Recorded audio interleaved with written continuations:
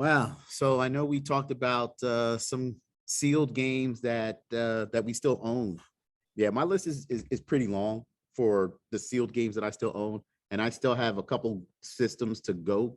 But just to kind of highlight some to keep in line of what we're talking about, there's a game called Blood Will Tell for PlayStation 2. I, I bought it because I have it. Can't tell you what it's about, but it's still sealed, and it's going for like $650. And this was a game you probably don't even remember buying. You probably don't I even have a recollection of it. I don't. I really don't, but I own it. Hey man, that's what happens when you collect stuff. You know, you're buying it because you think, oh, this looks cool. I'll play this one day, and then it gets put on the back burner, man. Just like I've been saying, and then years pass, and you're like, oh, what the hell? I have this. Oh, it's worth money. Oh, that's cool. I didn't know it was worth something. Like, exactly. What else do I have that's still sealed that I came across? Def Jam Icon. Really? Yeah. That was a PS3 game? No, it was an Xbox game. Xbox or Xbox 360. I think it was a 360. How much was that worth? Hold on, let me double check for you. I'm shocked. I can't believe that was worth. Like, I know that Def Jam games are kind of worth something, but I didn't think it was that much. You know, the one everyone's looking for is Fight for New York, the second one. I think that's supposed to be like the best one. Icon is the third one. Okay. Yeah, it was for 360. You know, I mean, it's not a whole lot. You're looking at $48. Okay. You know, Dirge of Cerberus, Final Fantasy 7, the one with Vincent. PS2. Okay. PS2. I still have that sealed. The reason that one is sealed because I bought the import. I was huge into importing games because I had a Japanese PlayStation, and I just couldn't wait for America release because we were always 6 to 8 months behind. So I wound up buying it and playing it in Japanese. I bet you're happy as hell that you barely have to deal with that. If anything, we are the favorite market now, and we get shit before Japan does. Yeah, mostly. We do. Tides have turned. So I still have that seal because I wound up buying it in English. You know, but one that kind of really surprised me was Legend of Zelda, the Wind Waker for GameCube. I still had that sealed. And I'm like surprised because I remember playing it. I'm like, I still have this sealed. I can't remember what happened, but I still have it sealed. I mean, maybe you got like 2 copies at some point, and you got rid of one that was the one that wasn't sealed. It could be because back then, working for EB or GameStop, whichever you want to call it, they were very lenient on giving us games. They were giving us games left and right. And they probably gave me a copy. Oh, you would hate it now, man. You know what you get now? Digital code. You get a code. You get to download it, even if you're lucky enough to get a code. Because in the past few years, like when I went back to GameStop, it was probably I went back in halfway through 2017, and I would say 2017 was a good year. 2018 was probably a good year, and then probably around 2019. They started cutting back on all the stuff that we got, man. We got like half the stuff that we did in 2018. So it's definitely not the same. And those are codes. Those weren't even like physical copies of games. Like, I don't know, the last physical copy I got of a game was like before I left and went back. They probably sent me like a DS game or something like that. I mean, it was rare to get physical copies of games, even at that point. And that was at 2013. I was starting to get codes then. Okay. Yeah, because I left in 2009. So, yeah, I think up to that point, but they were starting to slow down on the physical copies that they would give us because we'd had reps come in the store. And, if you were friendly with the reps, you got free games. That's what it was. And everybody loves you, Wes. Everybody loves you, man. I'm sure you got all sorts of stuff, man. Yeah, that surprised me. Yeah, The Legend of Zelda. Another one that surprised me was Kingdom Hearts. I still have that sealed. Kingdom Hearts 1 for PlayStation 2. It's like $550. But again, it's the same thing as the Dirge of Cerberus. I bought the Japanese version first, played that, beat it, and then when it came out in English, I just bought it. Just left it there. In my collection and just left it there. So, I'm guessing that since you have the app pulled up, let me just ask you, because I didn't research these myself. A sealed copy you said was about $500. I'm guessing a complete in box is probably worth like $25 because that game was very common. It is. Complete inbox is $9. Even less than what I thought it would be worth. That's a huge difference. Huge difference. Man. Yeah. I was surprised. Yeah, Kingdom Hearts 1 and 2. 2 sealed isn't worth as much, you know, it's $150. But I still have that. What else do I have that's still sealed? Resident Evil for GameCube. Resident Evil Dead. Wait, Resident Evil the remake, or okay, because I also have Resident Evil. I have a Resident Evil 4 sealed on GameCube, but I don't have the remake sealed. I did play the remake, and then yeah, the remake I still have sealed. I did play the remake. Again, it's another one. I don't know how. I remember beating it. I have 2 copies of Resident Evil 4. One of them's open and one of them's not, and I don't know how that happened either. But I do have 2 copies of that game. Yeah, you remember Resident Evil Dead Aim? I think that was the shooter. That was a shooter. That was a PS2 shooter. Yes, I still have that one sealed. A couple RPGs, you know, Shining Tears from Sega for PS2. Shining Wisdom, which is another RPG for Sega Saturn, I still have sealed. You know, Splatterhouse for Xbox 360. That game is, dude, that game's supposed to be badass, first of all. And the reason a lot of collectors want that game is you can unlock the original versions of Splatterhouse within it as well. Oh, man. Now I want to play it. I want to play it, man. I love Splatterhouse. This was another example of me, like when me working at GameStop. I don't know how many times I've seen that on PS3 and 360. I was like, I'll get it later. It was like $15, Wes. I was like, I'll get it later. And then I was like, when I finally was like, all right, I'm going to get Splatterhouse. I couldn't find it anywhere. And the price was like, you know, it was like $50 or something like that. I was like, I'm not spending $50 on this now. It was $15 goddamn dollars. I should have bought it. Yeah, I mean, you could still find it sealed. It's valued under $100. You know, you're looking at $85 sealed. That might be one that you want to play though, because not only did I hear that game was good, but you can unlock the originals in it too, which is awesome. Yeah, because you know the complete inbox is you know, it's not that much difference. It's like $55. You know, so I may actually go ahead and eventually open that one up. A few more that I have: Tales and Symphonia for GameCube. I have that too, but I don't have it sealed. I have it complete. Mine sealed. Okay, do you remember a game, Ultimate Muscle? Oh yeah, dude. Yeah, man. I'm like, what is this? It's in my collection. I'm like, what is this? They look like Stretch Armstrong characters. Yeah, with like these like funny looking heads and stuff. That game is hard to find. Was it a Saturday morning cartoon? I don't know. I think it was like a Japanese game or something. Like I think it was made in Japan. I don't think it was made in the US. Okay, were there toys or anything? I couldn't tell you that. My instinct says no, there were not toys. But the game, I remember the game. It got good reviews and nobody bought it. It did not sell well. I'm like, well, somehow I have it, and I'm like, what is this? Which version do you have? You have GameCube, PS2, or Xbox? I have the GameCube. GameCube, okay. Actually, I don't know if it came out on Xbox. I know it came out on Cube and PS2. Might not have been on Xbox. Yeah, GameCube. You know, even sealed, you know, looking at $270. But I'm like, I had no idea. It's some kind of wrestling game, I guess. I'm like, what is this?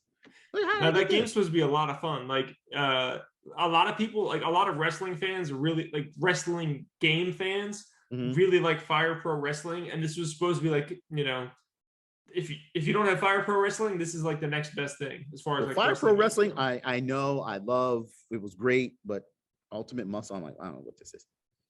If there's anybody out there that knows what Ultimate Muscle is, please let us know in the comments. I mean, I know what it is by the cover, but I never played it, so I couldn't give you like a background on it or anything. A few more that I still am sitting on sealed. Wild Arms Alter Code F is still sealed, which was the PS2 remake of the original Wild Arms for PlayStation 1. I bet RPGs are going to hold their value. Like RPGs are probably worth quite a bit. Yeah, I mean, that Wild Arms was always like, that was one of my favorite RPGs. Even to this day, I loved it. Wild Arms, yeah, you know, looking at $280 sealed. Pretty good. So that one still holds its value. The World Ends with You for Nintendo DS. Yeah, they remade that for the Switch. They did. They did. I bought it. Looked very anime-ish, Jet Set Radio kind of graphics, and That was a Square game, right? it was it was a Square game, and I was like, huh, okay, and I bought it and never played it. Did you buy it a second time on Switch and never play that version did. also? You know what? I saw it on Switch and I almost bought it. I said, I think I'm gonna buy this and finally play it. Dude, we could probably do another show on just things that we bought multiple times and never got around to playing. Because I probably have quite a few of those that I bought like 2 or 3 times and I still haven't friggin' played, man. 2 more that I have sealed of note: the Xenosaga 1, 2, and 3 for PlayStation 2. Nice. Ease or Wise, whichever you want to pronounce it. It's Ease. It's called Ease. Yeah, Ease 4 for PlayStation 2. I am still sitting on that because I'm familiar with the series because it was on TurboGrafx.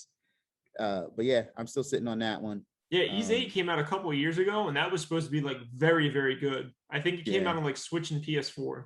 Yeah, this is 6 for PS2. Okay. Ease 6.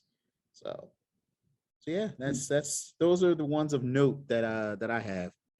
And we already talked about Panzer Saga, so yeah, what are you sitting on? So I picked out a few. I do have more than this. I didn't feel like going through all of them. I just picked out a few like ones that I thought would be more interesting. So the first thing I'm going to start with is something that's very interesting. Recently, in the past year, maybe year and a half, I have acquired a few brand new PS1 games through Amazon. I don't know how Amazon is getting these, but they are legit sealed. The first one, well, I grabbed a couple, like, I think it was like Final Fantasy Origins Collection, I think was another one I got from Amazon. But this is I'll take it out of the box. This is a sealed Chrono Cross on PS1. So I never opened this. If you guys know me, I try to get in RPGs every once in a while and I play them, and I do collect certain RPGs, hoping that one day I'll understand how to play a turn-based RPG. But this was on Amazon, and this was like less than $20 sealed. So why the hell not? Okay. Well, here's a question for you. Is there a price difference between the greatest hits copy and the black label? Yes. Not so certain games have bigger gaps between greatest hits and not greatest hits, but for the most part, the gap is relatively small. I think it's weird. I think it's strange that people don't want to buy greatest hits games. But I also prefer to not buy greatest hits games.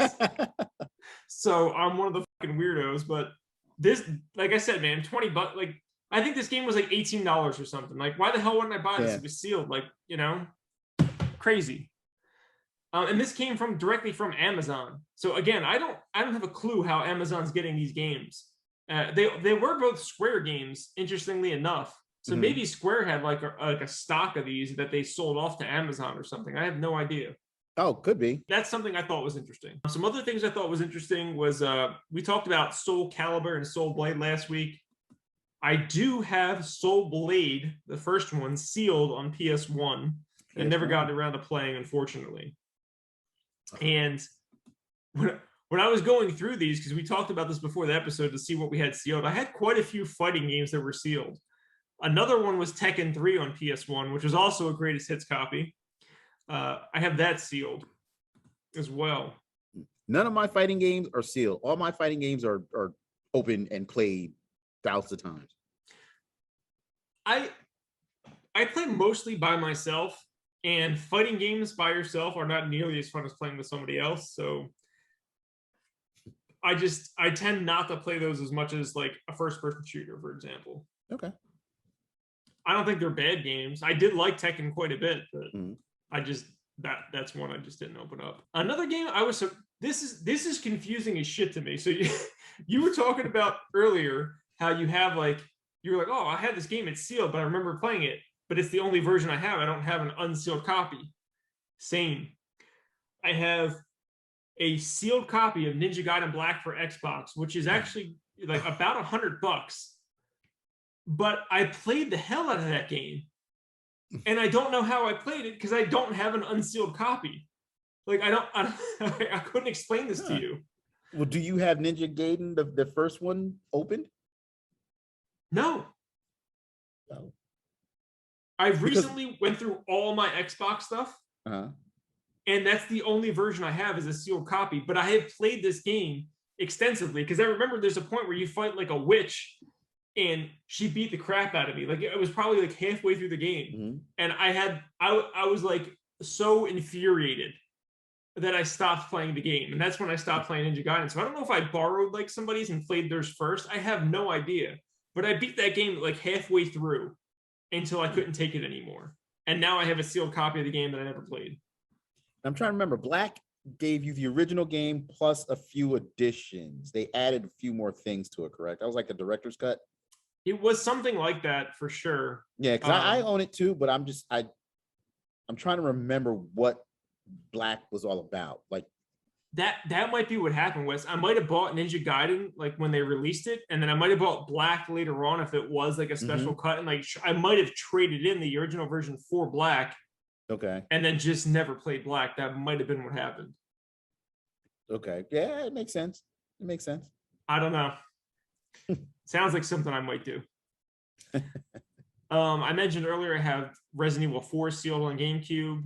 I have Twin Breaker, which is it's a PS Vita game. So this was released in the United States, but not physically. Physically, it was only released through East Asia Soft, and I bought it through them. So I have that game sealed still. I did buy it digitally as well because it was like $10, so I just kept the sealed copy. I have Jay and Silent Bob Mall Brawl for the NES. This is a new game that came out within probably the past 2 years, but it is an NES cartridge. This was released by Limited Run. Streets of Rage 4 I have sealed. I played that digitally through Game Pass, so I didn't need to open up that one, but it's Such a great game. oh man, it's fantastic. It's Such a great game. I'm so glad beat 'em up games are back. Aren't you? Yes.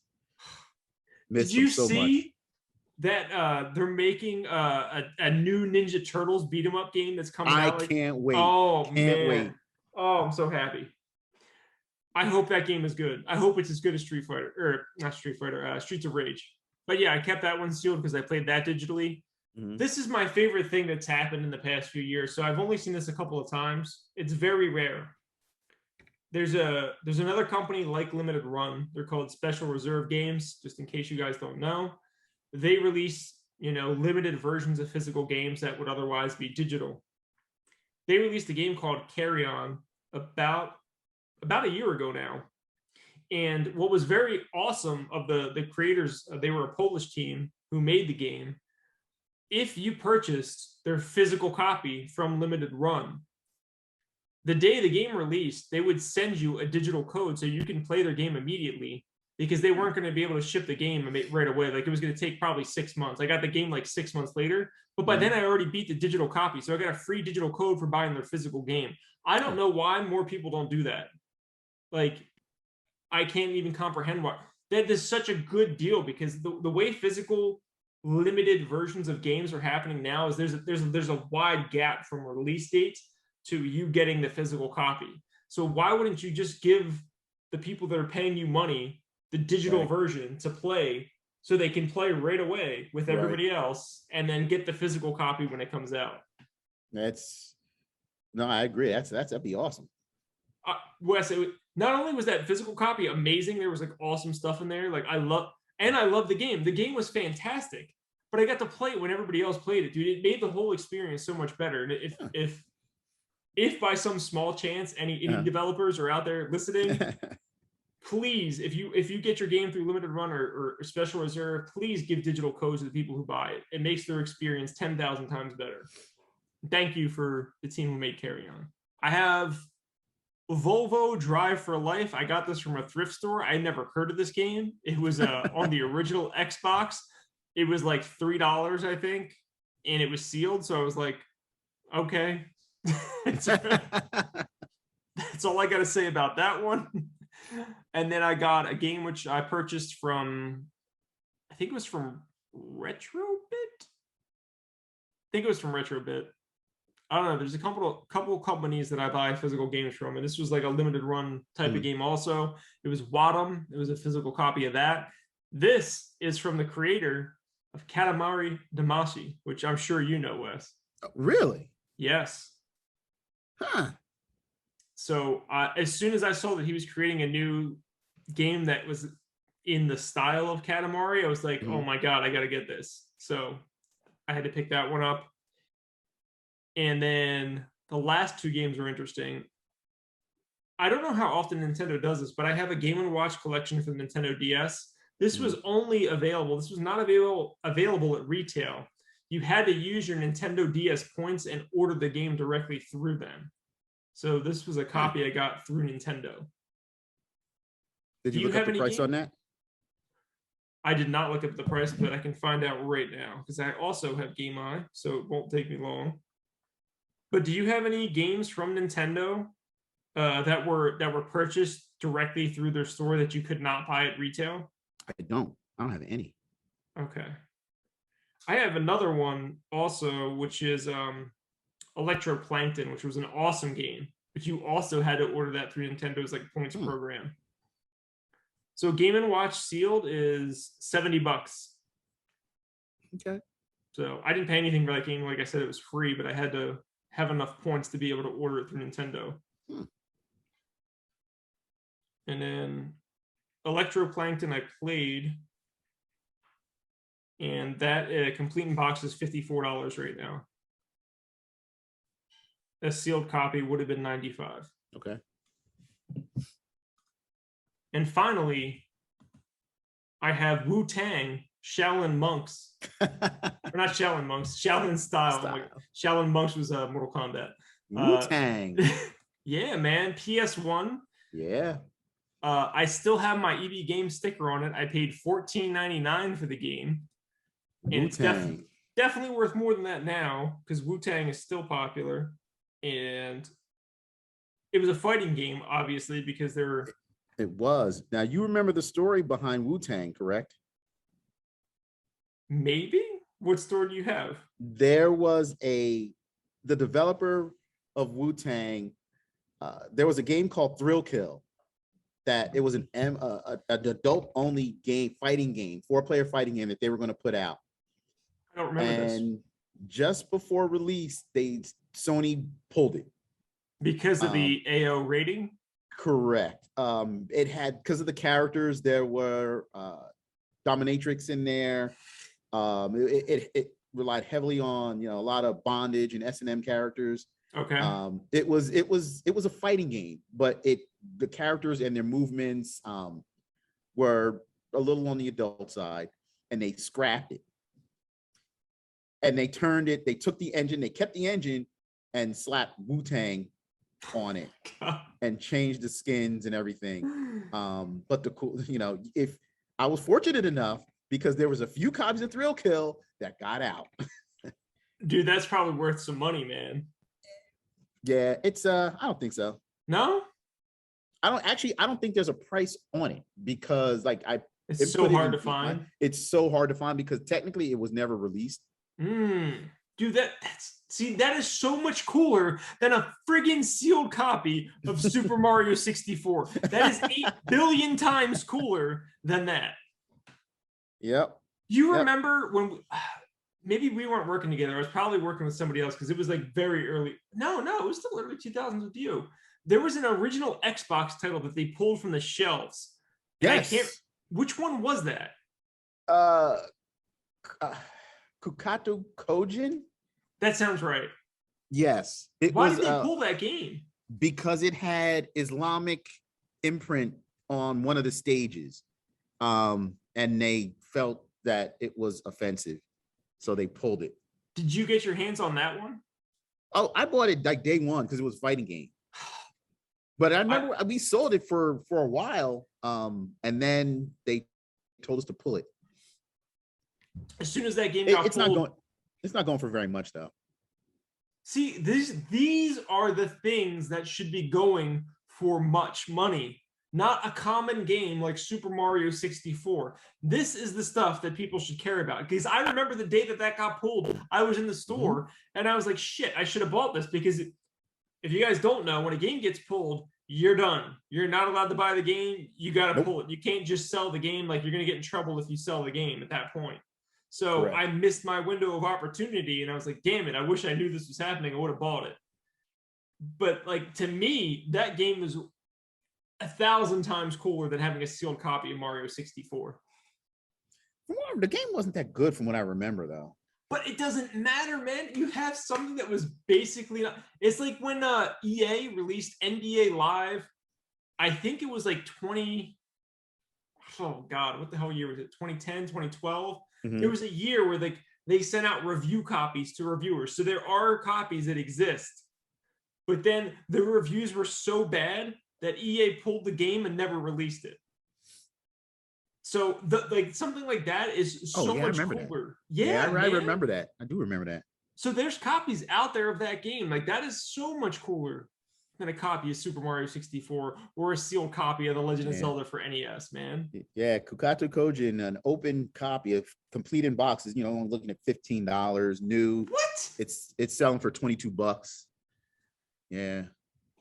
Yeah. I want to put this in my notes. I'm going to go buy that game like tomorrow. A game that you probably can't find anywhere. Right. It's on eBay, probably. Oh, I'm sure it is. A game that was pulled from being sold. Yeah. All right, so that's all we have for you guys, covering the insane prices of retro games right now, whether they're sealed or unsealed, complete in box or loose. We hope you guys follow us over on Facebook, Instagram, TikTok, YouTube, all those things. Please support us over on Patreon, patreon.com/nerdenthusiast. Will help support the show. Go support Wes in his 2 store locations at Level Up Games. They are in Mays Landing, New Jersey, at the Hamilton Mall. Summers Point, New Jersey, just outside of Ocean City by the beach. There you go. So make sure you guys follow Wes over there. You guys can follow me also on Twitter at FromNJ2CA. So it's from NJ2CA over on Twitter if you guys want to follow me. Wes, thank you so much for joining me for this episode. Of course, it was fun. It was very fun. And next episode is going to be even more fun because we are covering the Dreamcast, which is Wes's favorite console, because I made him say it. Favorite system. And some stories. Absolutely. I was there launch day, and I know that Wes was too. Oh, I was there. So we're going to talk all about 9999 and the beautiful system that came out that day. Make sure you guys follow us for the next episode. You guys take care. Have a good one.